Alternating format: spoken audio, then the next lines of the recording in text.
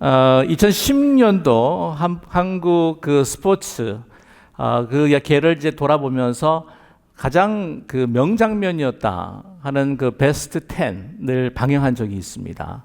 근데 그 베스트 10 가운데 탑 퍼스트 제일 최고의 명장면이었다 하는 것이 뭐냐면 2016년도 리우 올림픽에서 여러분께서 기억하시는지 모르겠지만은 펜싱 부분의 에페라고 하는 그 종목에 박상영 선수가 금메달을 딴 그 마지막 결승전 경기였습니다. 그래서 그때 박상영 선수가 그 1쿼터, 2쿼터, 그러니까 first period, second period를 마치고 난 다음에 4점을 뒤졌었어요. 그 사람들은요, 완전히 그냥 졌다라고 생각을 했습니다. 그 펜싱 그 종목에도 세 가지 종류가 있는데요. 플로렐이 있고 사브르가 있고 에페가 있는데 이 에페라고 하는 종목은 특별히 유럽이 강국입니다. 그래서 이 금메달권을 아시아 선수들이 결코 넘보지를 못하는.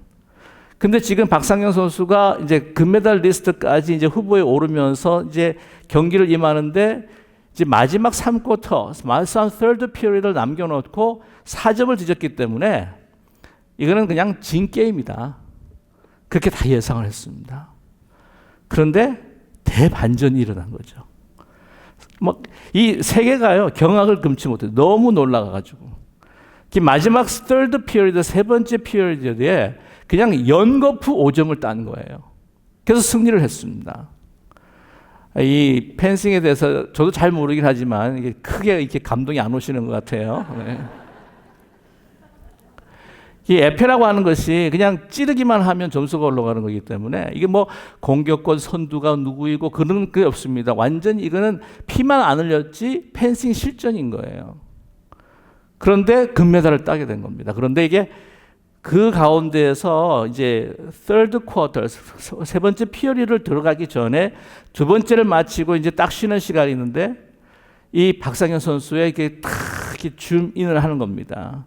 딱 보니까 뭐라고 계속해서 독백을 하냐면은 할 수 있다, 할 수 있다, 할 수 있다. 이렇게 이야기를 하는 거예요. 자기 스스로에게. 그러면서 금메달을 딴 겁니다. 이 장면을 본 사람들이 모든 국민들이요 얼마나 용기를 얻게 됐는지. 그래, 포기하지 말자. 인생 결코 포기할 것이 아니다. 다시 일어서야 된다라고 하는 가장 큰 감동과 또한 그 마음에 인스피레이션을 얻게 된 거죠.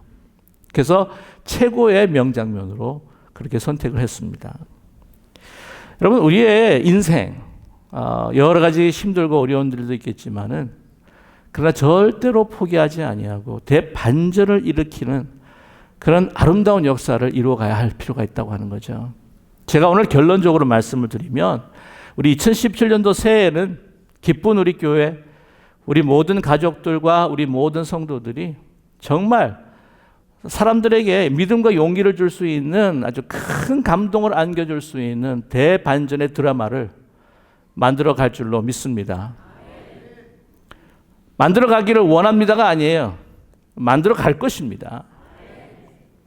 오늘 본문에 정말 이런 짜릿한 반전 드라마를 소개하는 본문이 있습니다. 그게 뭐냐면은 16절의 말씀인데 16절 말씀에 대저 의인은 7번 넘어질지라도 다시 일어나리오마 악인은 재앙으로 말미암아 엎드려지느니라. 이게 무슨 말씀입니까? 오늘 주제로 말씀을 드렸던 7전 8기의 신앙입니다.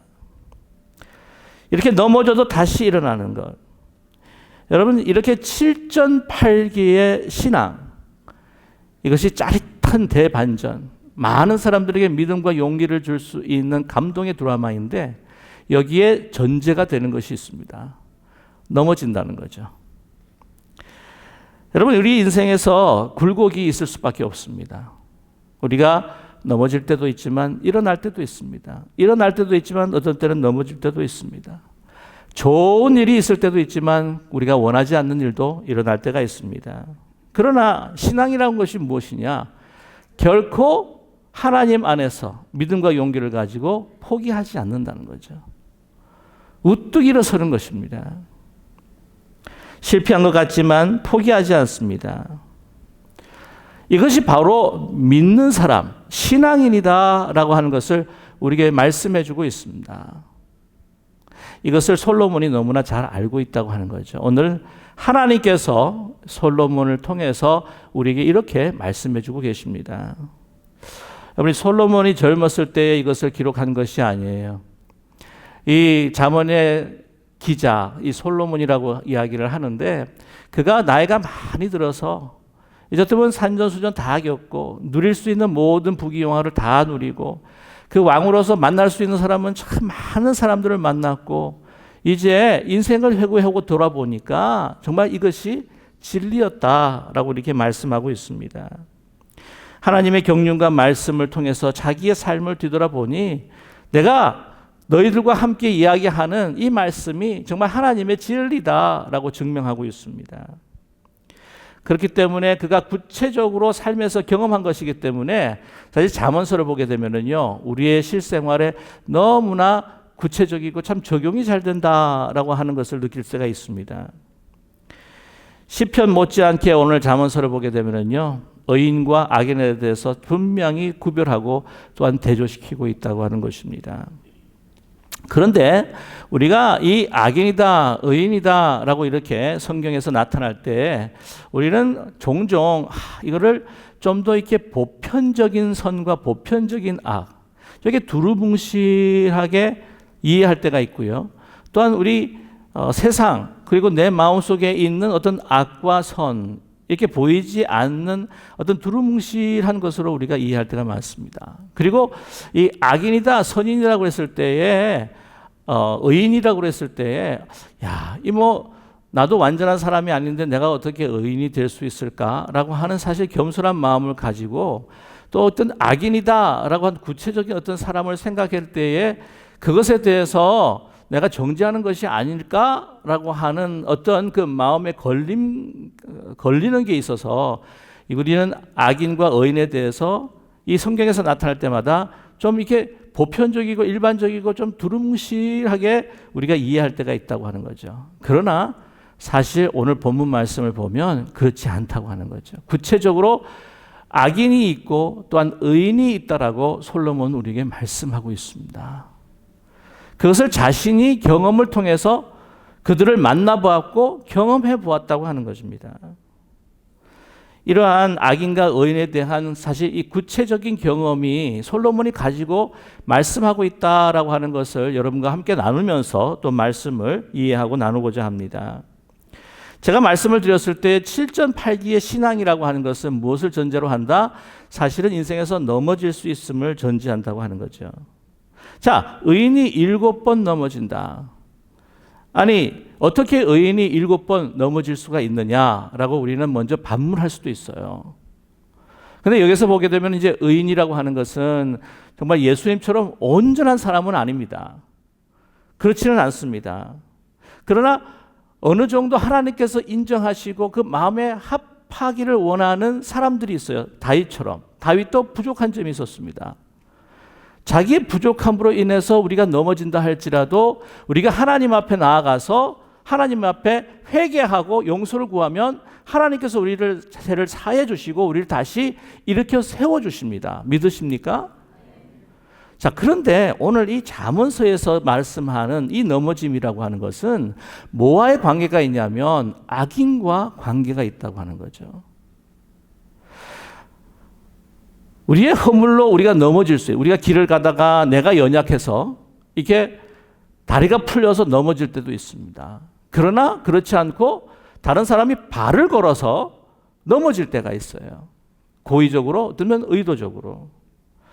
자, 이러한 관계 속에서 이 악인과의 관계 속에서 넘어짐을 오늘 말씀하고 있습니다. 오늘 15절의 말씀인데요. 한번 보실까요?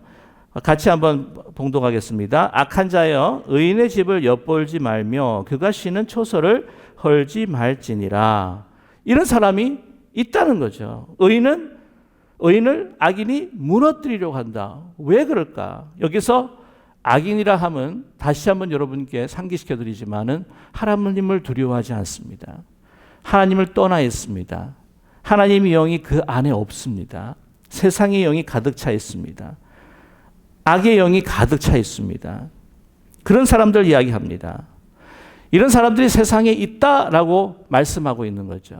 그리고 그 의인들을 걸어서 넘어지게 하는 사람들이 있다. 예수님도요, 이 세상에 대해서 그렇게 낭만적으로 생각하신 분이 아닙니다. 그래서 뭐라고 말씀하셨습니까? 너희는 비둘기처럼 순결하지만 뭐처럼 지혜로워라? 오죽했으면 뱀처럼 지혜로워라 라고 이렇게 말씀하셨겠습니까? 뿐만이 아닙니다. 제자들을 세상에 보내실 때 뭐라고 말씀하셨냐면 양을 너희를 누구 가운데? 이리 가운데 내가 보낸다라고 그렇게 말씀하셨습니다.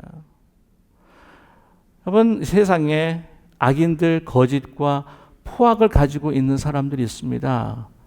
자기의 것을 취하기 위해서, 아니 남의 것까지도 자기의 것을 취하기 위해서 욕심과 탐욕으로 다른 사람들을 해하고 걸어서 넘어지게 하려고 하는 사람이 있습니다. 자기가 원하는 방향으로 자기가 가지고 있는 계획대로 따라오지 않으면 그를 어떻게든지 넘어뜨리려고 하는 사람들이 있다는 거예요. 이것이 솔로몬이 자기의 삶에서 분명히 경험하고 체험했다고 하는 것입니다.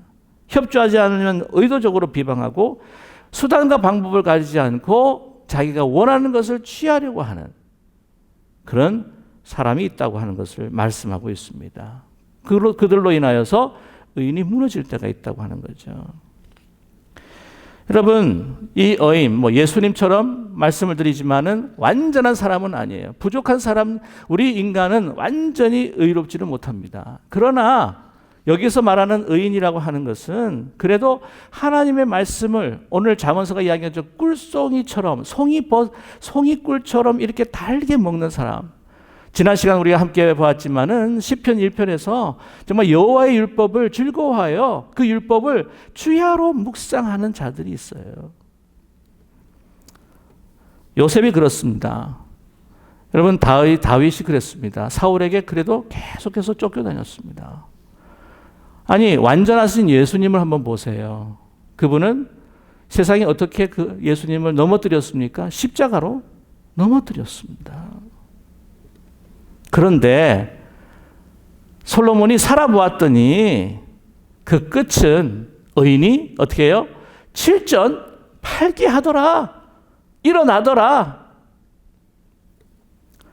그리고 악인들은 다 무너지더라 라고 하는 것이 진리다. 우리에게 말씀하고 있습니다. 결국에는 도리어 악인이 무너진다. 진리다.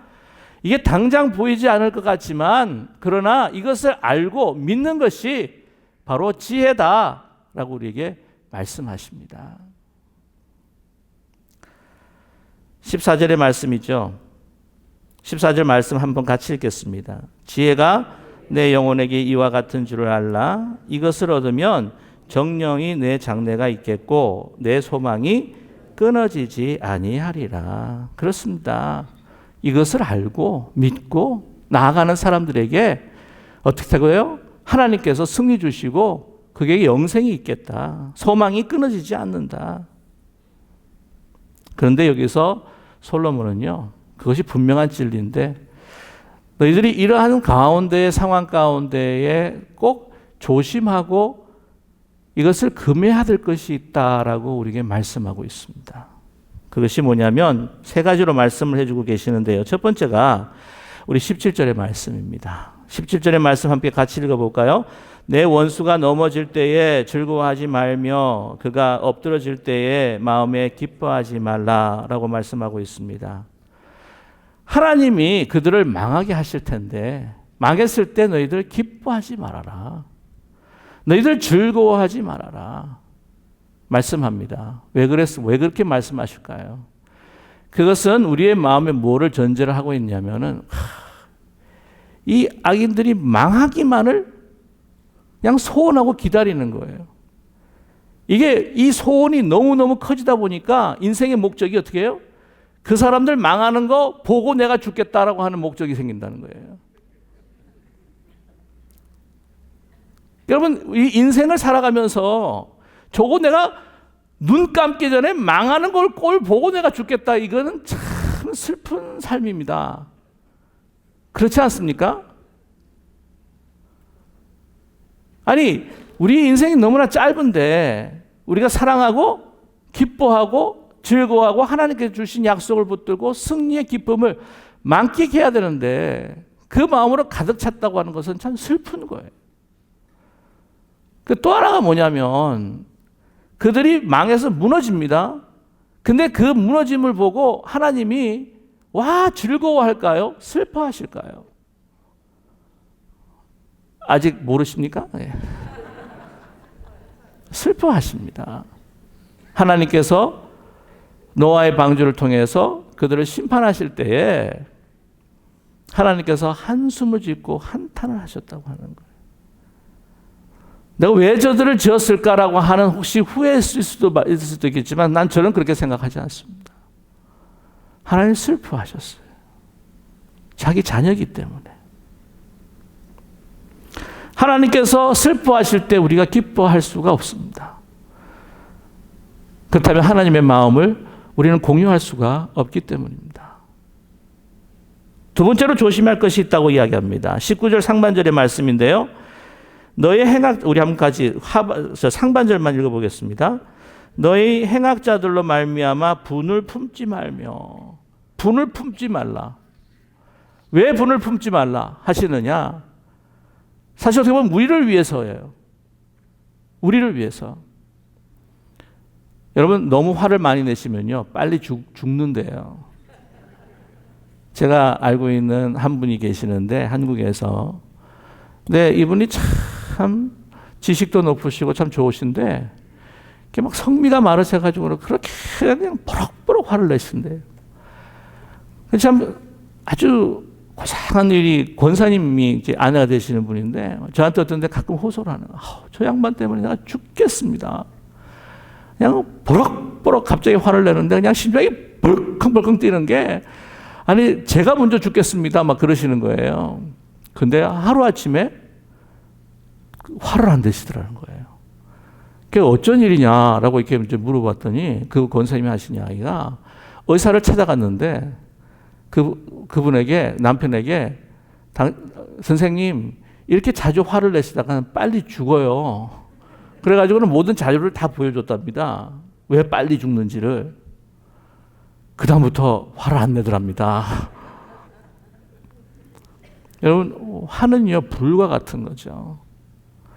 그래서 내가 가지고 있는 소중한 것들도요 다 태워버려요.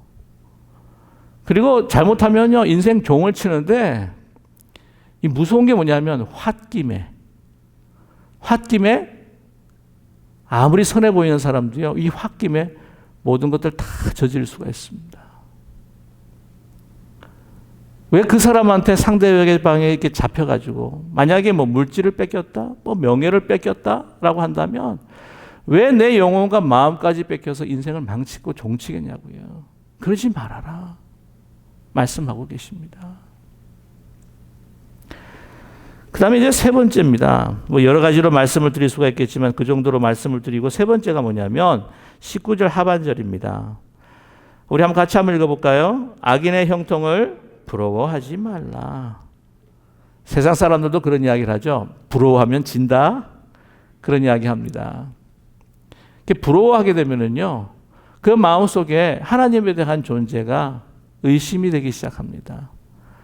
아니, 왜 하나님은 저렇게 놔둘까? 아니, 그렇게 형통하고 있는데 왜 하나님께서는 간섭하지 않으실까? 그 사람들이 괜히 이제 보면, 하나님이 안 계신 건가? 하나님이 나를 혹시 버리신 건가? 떠나신 건가? 만약에 그렇다면 내가 이렇게 살 필요가 없지. 내가 그 사람들하고 같이 비슷하게 살아가도 되지 않을까라고 하는 마음을 가질 수 있게 된다고 하는 거지. 우리로 하여금 그런 회의를 가지게 할 수 있다고 하는 것입니다. 그런데 우리가 깊이 우리가 마음에 새기고 기억해야 될 것이 있어요. 이 악인의 형통함을 그대로 바라보시는 그 하나님, 어떻게 보면 우리가 하나님께서 그들을 기다리시기도 하지만 만약에 하나님이 그 사람들을 기다리지 않는다면 하나님은 내버려 두시는 겁니다. 하나님의 내버려 두심 같이 이렇게 참혹한 심판이 없어요. 뭐냐? 기회가 없습니다. 다시 돌아올 기회가 없습니다.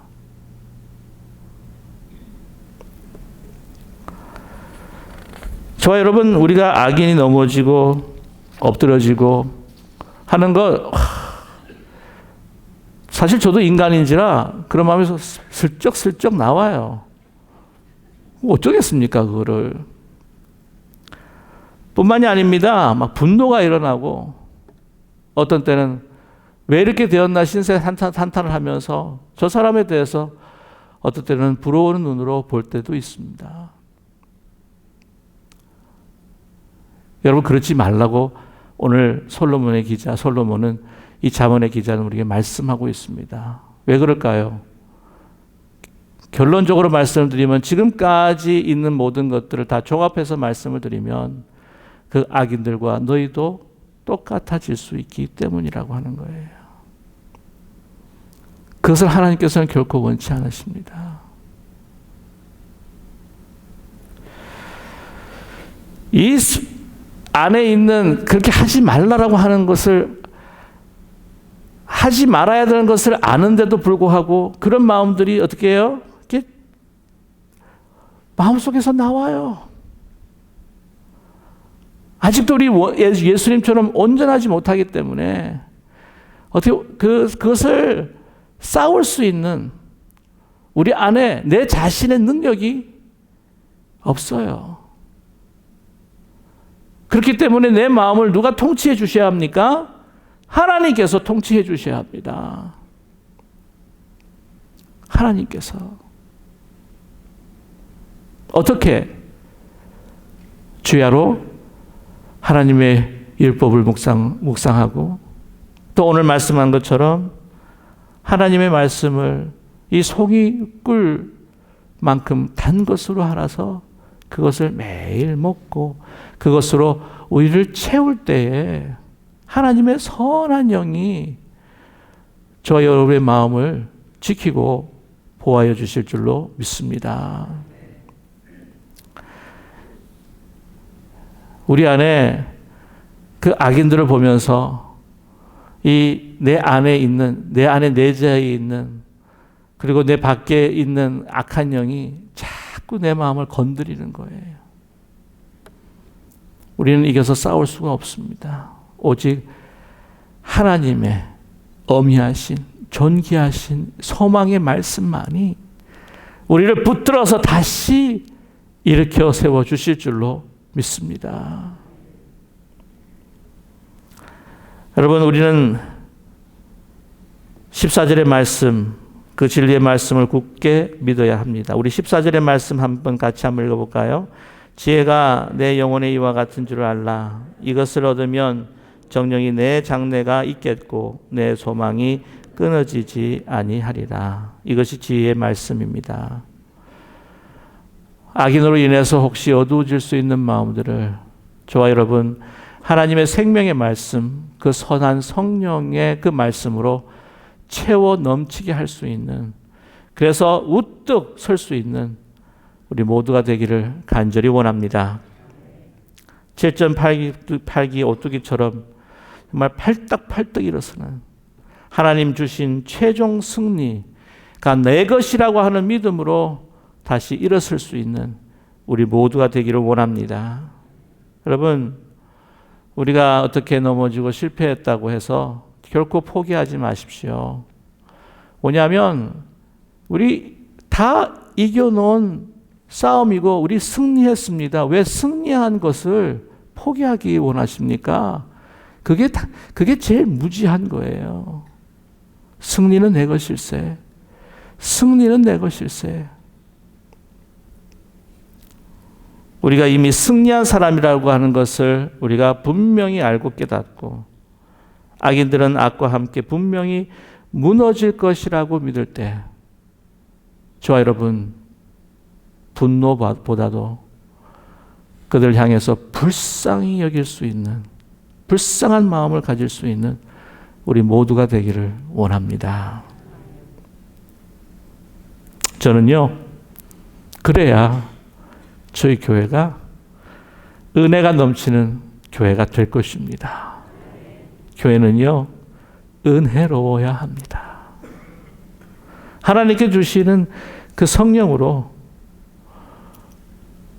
우리 안에 넘어짐으로 인한 그 상처들을 다 치유하고, 혹시 그 상처들을 가지고 가져오신 분들 이것으로 그냥 다 치유해버리죠. 나만 쓰는 것이 아니라 다른 사람들도 하나님 앞에 세워줄 수 있는 놀라운 감동의 반전 드라마, 바로 저와 여러분의 것이라는 것을 믿는 우리 모두가 되기를 간절히 원합니다. 그래서 여러분, 예수님을 사모하는 교회, 예수님도 십자가상에서 분노하지 아니하시고 그들에게 은혜를 베풀기 원하셨던 그 바보 같은 예수님을 우리가 바라보면서 따라갈 수 있는, 우리 참 그런 바보가 많은 깊은 우리 교회가 되기를 원합니다. 혹시 알아요? 하나님께서 우리에게 더 능력과 은혜를 베풀어 주셔서 원수까지도 친구가 되게 하시는 놀라운 대반전의 역사의 드라마. 여러분, 하나님은요, 성경을 보아도 이 반전 드라마의 전문이신 감독이십니다. 하나님 앞에서, 그리고 악인 앞에서 저와 여러분, 이러한 놀라운 반전의 드라마를 이루어 가시는 나는 주인공이다. 저와 여러분은 주인공이다.